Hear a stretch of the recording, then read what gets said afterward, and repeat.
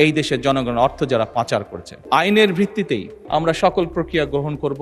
প্রধানমন্ত্রী তারেক রহমান জানিয়েছেন, দুর্নীতির বিরুদ্ধে কঠোর অবস্থান নিয়ে জনগণের অর্থ জনগণের কল্যাণে ব্যয় করার উদ্যোগ নিয়েছেন সরকার। তিনি বলেন, পাচার হওয়া অর্থ ফিরিয়ে আনতে ইতিমধ্যে 3টি দেশের সঙ্গে চুক্তি হয়েছে এবং বাকি দেশগুলোর সঙ্গেও আলোচনা চলছে।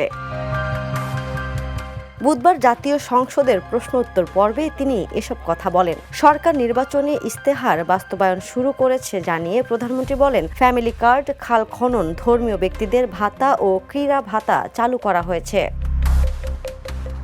তিনি আরও জানান, আগামী 14 এপ্রিল থেকে 10টি জেলায় 22,000 কৃষকের মধ্যে কৃষক কার্ড বিতরণ শুরু হবে। মূল্যস্ফীতি নিয়ন্ত্রণে টাকা না ছাপিয়ে বাজেট বরাদ্দ বাড়ানোর কথাও উল্লেখ করেন তিনি।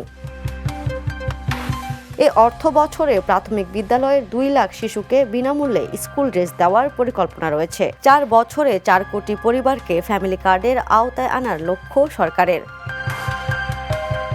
প্রধানমন্ত্রী বলেন, পাচারকৃত অর্থ ও সংশ্লিষ্ট ব্যক্তি প্রতিষ্ঠানের তালিকা তৈরি হচ্ছে এবং আইন অনুযায়ী তাদের বিরুদ্ধে ব্যবস্থা নেওয়া হবে। Desk report, the news.